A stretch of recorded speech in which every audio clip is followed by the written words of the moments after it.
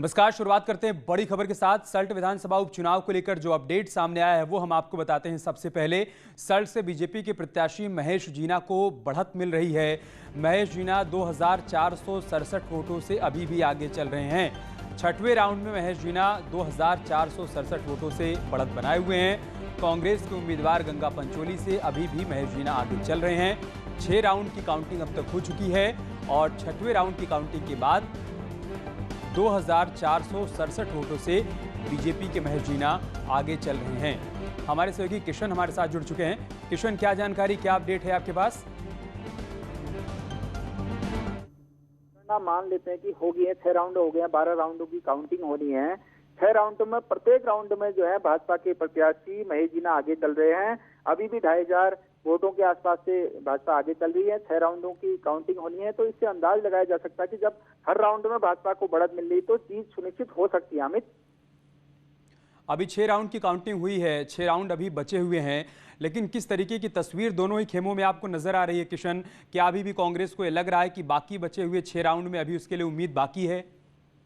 बिल्कुल, कांग्रेस के लोगों से बात हुई तो उनका कहना है कि अभी तो ये भाजपा वाले ही अधिकांश बूथ हैं, ये खुले हुए हैं। अभी कांग्रेस के जब बूथ खुलेंगे तो हम जो है बराबरी कर लेंगे, तो हम इस तरह की उम्मीद अभी कांग्रेस ने छोड़ी नहीं है। लेकिन भाजपा कार्यकर्ता काफी उत्साहित है कि उन्हें जनता ने जो है वो वोट दिया है। जनता ने सरकार के 4 सालों का काम पर मोहर लगाई कि सरकार ठीक तरह से काम कर रही है, ये माना जा रहा है। अमित, किशन, बहुत जल्दबाजी होगी, लेकिन फिलहाल ये जो रुझान है, क्या लग रहा है कब तक आखिरी परिणाम में तब्दील हो जाएंगे? क्या उम्मीद की जाए? फिलहाल अभी 1:30 बज रहे हैं। बिल्कुल अमित, जिस गति से मतगणना हो रही है उससे लगता है कि 4 बजे से 5 बजे के बीच में ही अंतिम जो है निर्णय आ सकता है, क्योंकि बीच में भोजन अवकाश के कारण से आधे घंटे जो है मतगणना रुकी। अब तेजी आने की उम्मीद है, जिससे प्रत्येक निर्णय जो है तेजी से आएगा। ठीक है किशन, एक और बात बता दीजिए। वैसे तो सुप्रीम कोर्ट की तरफ से भी निर्देश है और निर्वाचन आयोग की तरफ से भी कि जीत के बाद किसी प्रकार का कोई जश्न नहीं मनाया जाएगा, कहीं पर कोई विजय जुलूस नहीं निकाला जाएगा। क्या इस बात को मान भी रहे हैं बीजेपी के अपने कार्यकर्ता, कांग्रेस के अपने कार्यकर्ता, या फिर किसी प्रकार की कोई ऐसी सुगबुगाहट दिख रही है कि जीत के बाद जश्न जैसी कोई तस्वीर सामने आए? बिल्कुल, जब कार्यकर्ताओं में जोश होता है, जब जो है पार्टी का प्रत्याशी जीतता है तो कार्यकर्ता उत्साहित होकर जो है जुलूस निकालते हैं। प्रशासन ने पूरी तैयारी करके पूरा फोर्स खड़ा कर रखा, लेकिन ये उम्मीद मानी जा रही है कि जरूर जो है यहाँ पर जुलूस निकलेगा, चाहे छोटे ही रूप में होगा, लेकिन जुलूस निकलने की पूरी संभावना जताई जा रही है। अमित, बहुत शुक्रिया किशन आपका हमारे साथ जुड़ने के लिए और जानकारी हम तक पहुंचाने के लिए। हम उम्मीद करते हैं कि ऐसा ना हो, लोग इस बात को समझें कि कोरोना की चुनौतियां बढ़ रही हैं। ऐसे में हर किसी को कोविड प्रोटोकॉल का पालन करना बहुत ज़रूरी है। इस बीच सीएम तीरथ सिंह रावत ने सोशल मीडिया पर आज कोविड के हालात पर उत्तराखंड की जनता के साथ संवाद भी किया है। सीएम तीरथ ने लोगों को संबोधित करते हुए कहा है कि जनता मेरा परिवार है और सेवा मेरा फर्ज है और कोरोना से देवभूमि को बचाना मेरा लक्ष्य है। सीएम ने लोगों से अपील की है कि कोरोना के लक्षण दिखने पर लापरवाही ना बरतें और अपनी जांच करवाएं। वहीं विधायकों से कहा है कि वो अपने अपने क्षेत्रों में लोगों की मदद करें। इसके साथ ही 4 धाम यात्रा रद्द करने को लेकर उन्होंने कहा कि पहाड़ में कोरोना ना फैले, इसलिए 4 धाम यात्रा स्थगित की गई है, लेकिन अपने तय तिथि और समय पर 4 धाम के कपाट खोले जाएंगे और तीर्थ पुरोहित नियमित तौर पर पूजा भी करेंगे। प्रधानमंत्री श्री नरेंद्र मोदी जी के नेतृत्व में प्रदेश में 45 वर्ष से अधिक उम्र वाले नागरिकों को कोरोना की वैक्सीन निःशुल्क उपलब्ध कराई जा रही है। मेरा आपसे निवेदन है कि कोरोना संक्रमण से बचने के लिए आप सब वैक्सीन अवश्य लगाएं। मेरी सरकार ने एक महत्वपूर्ण निर्णय लिया है कि 18 से 45 वर्ष की आयु के सभी भाइयों और बहनों को निःशुल्क टीकाकरण होगा। पहाड़ तक संक्रमण न पहुँचे, इसको ध्यान में रखते हुए हमने पर्यटकों के लिए 4 धाम यात्रा को अग्रिम आदेश तक स्थगित कर दिया है। लेकिन मैंने ये भी कहा है कि देवभूमि के 4 धामों के कपाट निश्चित तिथि को पूरे विधि विधान के साथ खोले जाएं और केवल पुजारी और तीर्थ पुरोहित ही मंदिरों में रहकर भगवान की नियमित रूप से आराधना करें। मैं आप सभी को यह विश्वास दिलाना चाहता हूं कि प्रदेश सरकार आपकी हर संभव सहायता करने के लिए प्रतिबद्ध है और रहेगी। प्रशासनिक अधिकारियों को निर्देश दिया गया है, हर जरूरतमंद की तत्काल प्रभाव से सहायता सुनिश्चित करें। देहरादून से एक बड़ी खबर आ रही है। आज पूरे राज्य में कोविड कर्फ्यू रहेगा। बाजार बंद रहेंगे, जरूरी सामान की दुकानें ही खुली रहेंगी। कई शहरों में एक हफ्ते के कर्फ्यू का आखिरी दिन है। आज हो सकता है कर्फ्यू आगे बढ़ाने पर फैसला। जिलों के डीएम इस पर आगे बढ़ाने का फैसला ले सकते हैं। ये बड़ी खबर हम आपको बता रहे हैं। बढ़ते कोरोना संक्रमण को देखते हुए हो सकता है कि कर्फ्यू को आगे बढ़ा दिया जाए। आज एक हफ्ते के कर्फ्यू का आखिरी दिन है। सभी बाजार पूरी तरीके से बंद हैं। आवश्यक सेवाओं की दुकानें खुली हुई हैं, लेकिन उम्मीद ये की जा रही है कि हो सकता है कि कर्फ्यू की अवधि और बढ़ा दी जाए। अंतिम फैसला सभी जिलों के डीएम को लेना है। राज्य में कोरोना संक्रमण के बढ़ते मामलों को देखते हुए राज्य सरकार ने रविवार को पूरे राज्य में कर्फ्यू लगाने की बात कही है, जिसका असर देहरादून में भी मिला जुला देखने को मिल रहा है। आज भी लोग इतने बेपरवाह हैं जो मास्क का भी सही तरीके से उपयोग नहीं कर रहे हैं। कोरोना के बढ़ते मामलों को देखते हुए राज्य सरकार ने रविवार को पूरे राज्य में कर्फ्यू लगाया है, जिसका मिला जुला असर देहरादून में भी देखने को मिल रहा। अभी हम खड़े हैं देहरादून के घंटाघर पे। आप देख सकते हैं कि यहाँ पे पुलिस ने बैरिकेडेड किया है और जो लोग आ रहे हैं उनसे पूछा जा रहा है कि आप किस वजह से निकल रहे हैं। और कई लोग जो बिना वजह से यहाँ से घूमते हुए निकल रहे हैं तो पुलिस उन पर सख्त कार्रवाई भी कर रही है। लेकिन एक दूसरी तस्वीर आपको दिखा सकता हूँ कि मेरे राइट हैंड में आप देख सकते हैं कि कुछ लोग यहाँ पे बैठे हैं, पूरी पंचायत लगाए के बैठे हैं। कई लोगों ने उनमें मास्क भी नहीं पहना है। यानी कि कितने बेपरवाह और लापरवाह लोग दिखने को आज ही मिल रहे हैं, लेकिन पुलिस इन पे कोई भी सख्त कदम नहीं उठा रही। यानी कि हम ये कह सकते हैं कि जो उत्तराखंड में ये कर्फ्यू लगा है, इसका एक मिला जुला असर आज देहरादून में भी देखने को मिल रहा है। कर्फ्यू के बावजूद बाजारों में बेवजह घूमने वालों को लेकर सरकार कड़े कदम उठाने की तैयारी में है। कैबिनेट मंत्री हरक सिंह रावत का कहना है कि कर्फ्यू होने के बाद भी लोग बेवजह सड़कों पर घूम रहे हैं। ऐसे में संक्रमण का खतरा बढ़ रहा है। पौड़ी के प्रभारी मंत्री हरक सिंह रावत ने कहा कि अगर ऐसे ही हालात रहे तो सरकार आने वाले दिनों में और सख्त नियम बना सकती है। उन्होंने कहा कि सरकार नहीं चाहती है कि डंडे के दम पर लोगों को नियमों का पालन करवाया जाए, लेकिन अगर यही हालात रहे तो सख्ती आवश्यक हो जाएगी। लेकिन फिर भी हम नहीं चाहते कि हम डंडे के बलबूते पर और सख्ताई के बलबूते पर इस कर्फ्यू का पालन करें। और जरूरत पड़ेगी, लोग नहीं मानेंगे तो मजबूरी है फिर सरकार की मजबूरी है। फिर लोग कहेंगे कि साहब हमारे साथ अन्याय हो रहा है, हमको नहीं निकलने दिया जा रहा है। तो मैं तो आपके चैनल के माध्यम से सबसे निवेदन करना चाहता हूँ कि भैया आपने पहले भी पिछले एक साल में सरकार का सहयोग किया है, अब भी सरकार का सहयोग करें, तभी अपने आप को आप सुरक्षित रख सकते। राजधानी देहरादून में कालाबाजारी पर एसटीएफ ने बड़ी कार्रवाई की है और एमआरपी से अधिक मेडिकल सामान बेचने पर मेडिकोज के मालिक को गिरफ्तार किया है। दरअसल उत्तराखंड स्पेशल टास्क को शिकायत मिली थी कि थाना राजपुर क्षेत्र के इलाके कुठाल गेट में साई मेडिकोज में ऑक्सीमीटर को एमआरपी से अधिक दाम पर बेचा जा रहा है।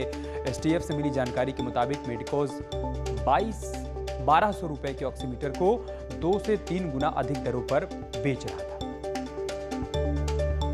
बाजारी को रोकने के लिए पुलिस मुख्यालय द्वारा और एसटीएफ द्वारा हेल्पलाइन नंबर जारी किए गए हैं और एक हेल्पलाइन नंबर पर सूचना प्राप्त हुई कि जो साई मेडिकोज है राजपुर रोड पर कुठाल गेट पर, उनके द्वारा जो ऑक्सीमीटर है, पल्स ऑक्सीमीटर हैं, वो जो तय रेट है उससे ज़्यादा बेचे जा रहे हैं।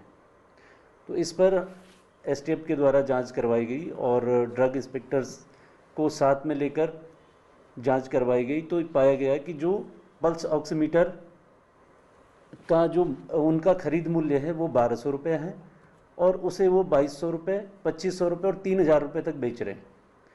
तो इस पर हमारी टीम में सब इंस्पेक्टर और बाकी लोगों को भेजा गया तो पाया गया कि वास्तव में ये शिकायत सही है। तो उनको जो हमको भी उन्होंने बेचा वो 2200 रुपये में दिया था, जबकि उसका मूल्य 1200 रुपये था। इस पर तुरंत उनको गिरफ्तार कर थाना राजपुर में अभियोग पंजीकृत किया गया, जिसमें आपदा अधिनियम, महामारी अधिनियम और 420 आईपीसी में राजेश गुप्ता सन ऑफ सरजू प्रसाद गुप्ता के विरुद्ध अभियोग पंजीकृत कर गिरफ्तार किया गया है। पौड़ी में कोरोना जांच के लिए सैंपलिंग के दौरान झूठी जानकारी देने वालों के खिलाफ जिला प्रशासन अब सख्त कार्रवाई करेगा।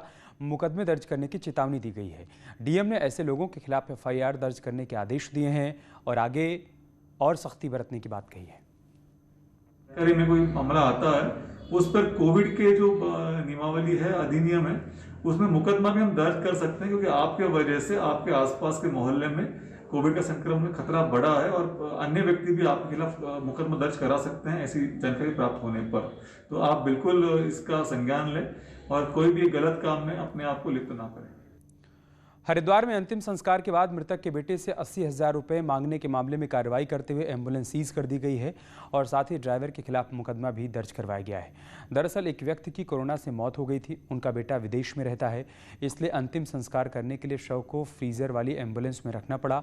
2 दिनों तक शव को फ्रीजर में रखने के बाद जब शव का अंतिम संस्कार किया गया तब एम्बुलेंस चालक ने मृतक के परिजनों से 80,000 रुपये की मांग की। इस बात की जानकारी जब प्रशासन को मिली तो एसडीएम ने मौके पर पहुंचकर एम्बुलेंस ड्राइवर के खिलाफ मुकदमा दर्ज कर एम्बुलेंस को सीज कर दिया। लगभग 35 या 36 घंटे वो उस बॉडी को एम्बुलेंस में रखा था, क्योंकि उसमें फ्रीजर वाली जो एम्बुलेंस है वो थी। तो उसकी डिमांड के लिए, उस 35 घंटे की डिमांड के लिए उसने 80,000 की डिमांड वहाँ पे की। जो 35 घंटा जो उसने अपने एम्बुलेंस में रखा तो 80,000 रुपये की डिमांड की। तो इस संबंध में हमने संबंधित जो ARTO है उनको भी बुलाया वहाँ पे और एम्बुलेंस को सीज करवा दिया है और संबंधित को मुकदमा दर्ज करने की आदेश दिए है। बढ़ते कोरोना संक्रमण के मामलों के चलते टिहरी झील बोट व्यवसायियों पर कोरोना की दोहरी मार पड़ रही है। कोविड कर्फ्यू के चलते जहां पर्यटक झील की तरफ नहीं जा रहे हैं तो वहीं आंधी तूफान के चलते बोट्स को नुकसान भी पहुंच रहा है। अब तक आंधी तूफान की वजह से आपस में टकराकर 7 बोट झील में डूब चुकी हैं। टिहरी झील बोट मालिकों का कहना है कि एक बोट मालिक को अभी तक 4 से 5 लाख रुपए का नुकसान हो चुका है। कम 15 से 20 बोटें टिहरी झील में पलट गई हैं और कईयों के इंजन अभी तक नहीं मिल पाए हैं। लोगों को लाखों रुपए का नुकसान हुआ है। पहले तो कोरोना की दूसरी बार की जो लहर चली है, इसमें बहुत बड़ा नुकसान हो रहा है। लोग डर के मारे भी वहाँ पर नहीं पहुँच रहे हैं। पर्यटक तो दूर दूर तक नहीं। सरकार को चाहिए कि पूरी तरह से बोट व्यवसाय को पूरा बंद कर दे और हमारी जो बोटें हैं उन्होंने 60-60 हज़ार रुपये जो हमसे लिए हैं उसको सिलेंडर कराए और अगले साल के लिए उस पैसे को बैलेंस रखें, ताकि अगले 2-3 सालों तक हम जो कोरोना की मार है उससे बच सकें। यहाँ रुक रहे एक छोटे से ब्रेक का।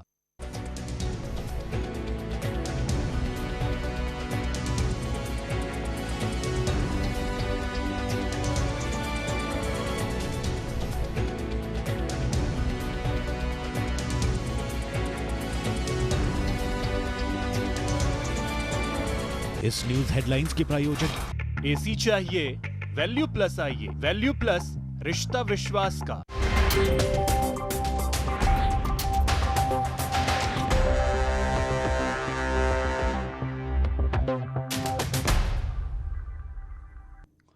और अब खबर हरिद्वार से, जहां पर सरकारी और प्राइवेट अस्पतालों में ऑक्सीजन की किल्लत के कारण गैस रिफिलिंग प्लांट संचालक चांदी काट रहे हैं। अस्पताल में ऑक्सीजन उपलब्ध नहीं होने के कारण पेशेंट के परिजन खुद ही ऑक्सीजन का सिलेंडर लेने के लिए निकल पड़ते हैं। ऐसे में ऑक्सीजन प्लांट मुंह मांगे दाम वसूल रहे हैं और इसके साथ ही आम दिनों में 5,000 रुपये का मिलने वाला ऑक्सीजन का सिलेंडर इस समय खाली सिलेंडर 15,000 रुपये में मिल रहा है। बावजूद इसके अधिकारी चुप्पी साधे हुए हैं। तौर पर 700-800 की मिल जाती है। अभी कम से कम 3,000 रुपये का सिलेंडर मैं भरवा चुका हूँ और भरवाया भी तो है, पर मेरे को सिलेंडर मेरे पास है ही नहीं, जिस कारण मुझे प्रशासन थोड़ी मुझसे चाहे तो थोड़ा मिल भी पाएगा, नहीं तो आम लोगों के लिए तो थोड़े वो नहीं हो पा रही। दोनों सिलेंडर के हिसाब से देखो जी, जो सिलेंडर 5,000 का था वो आज 15,000 रुपये का हो गया, जो 10,000 का सिलेंडर था वो आज 40,000 का हो गया। क्योंकि ये सिलेंडर बनते नहीं है, बन के आ नहीं रहे। जो सिलेंडर की कंपनी है उसमें 6-6 महीने की 8-8 महीने की वेटिंग है। रुड़की शहर और देहात क्षेत्रों में बढ़ रहे कोरोना के मरीजों की संख्या को देखते हुए पुलिस और प्रशासन मरीजों को सुविधाएं मुहैया कराने के लिए लगातार काम कर रहे हैं, ताकि मरीजों को किसी तरह की दिक्कतों का सामना ना करना पड़े। वहीं पुलिस और प्रशासन का कहना है कि रुड़की क्षेत्र ऑक्सीजन की कोई कमी नहीं है यहाँ पर, और साथ ही समय समय पर ज़रूरत के हिसाब से मरीजों तक ऑक्सीजन पहुँचाई भी जा रही है, और अगर कोई ऑक्सीजन को ब्लैक में बेचता है तो उसके खिलाफ सख्त कार्रवाई भी की जा रही है। किसी भी चीज़ को लेके रुड़की सब डिवीज़न में कोई चीज़ की कमी नहीं है, चाहे आवश्यक वस्तुओं की बात है या ऑक्सीजन सप्लाई की बात है या मेडिकल रिलेटेड अन्य चीज़ों की बात है, तो किसी प्रकार से कोई कमी नहीं है। ऑलरेडी हमारे पास 2 से 3 प्लांट है और कुछ अन्य जो इंडस्ट्रियां हैं उनके द्वारा भी सहयोग किया जा रहा है। और मंगलौर क्षेत्र में 3 ऑक्सीजन प्लांट हैं यहाँ पर, जहाँ से सप्लाई हो रही है लगातार। और केंद्र सरकार द्वारा इसमें जो कोटा निर्धारित किया गया है उसी के अनुरूप जो सप्लाई की जानी है उसको लेके कल हम लोगों के द्वारा एक जॉइंट सर्वे किया गया था, जॉइंट मजिस्ट्रेट और हमारे द्वारा।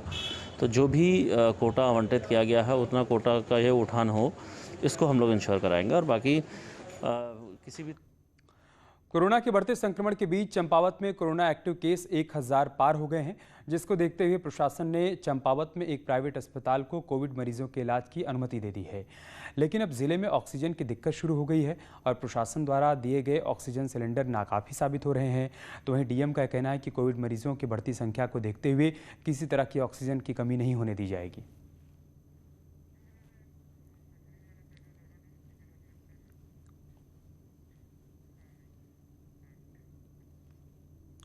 और चलिए बात करते हैं मिशन संजीवनी की। कोरोना के इस द्रोह काल में सबसे ज़्यादा ज़रूरी है वैक्सीनेशन, इसलिए जहां भी जैसे ही मौका मिले टीका ले लीजिए। एमपी के भोपाल में अब उन लोगों के लिए नया वैक्सीनेशन सेंटर शुरू किया गया है जिन्हें इन दिनों अस्पताल जाने में डर लग रहा है।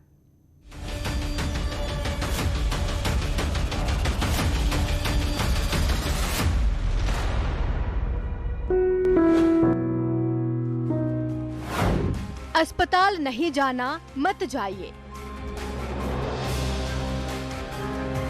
आइए खुले में टीकाकरण कराइए।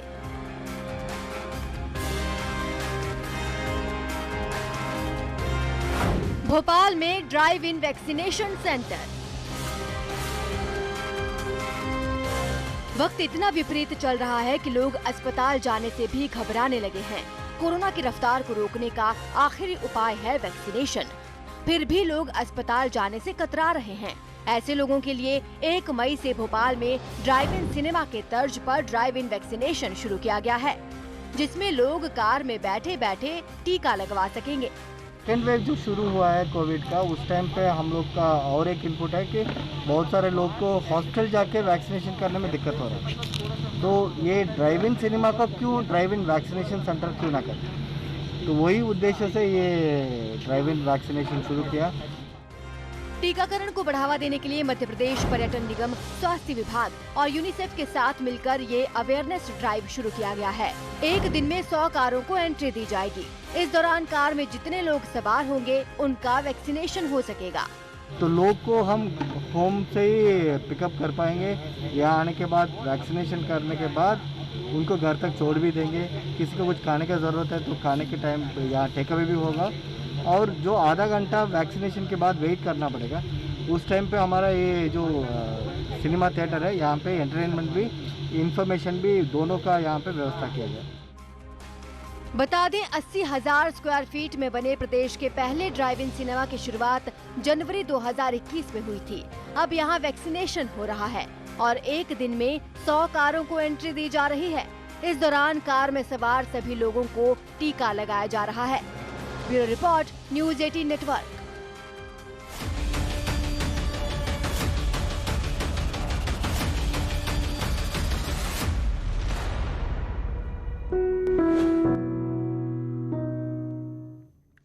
दरअसल नेटवर्क 18 ये सुनिश्चित करना चाहता है कि हर भारतीय को कोविड-19 का टीका मिले। टीकाकरण जागरूकता बढ़ाने के लिए नेटवर्क 18 और फेडरल बैंक की पहल संजीवनी अ शॉट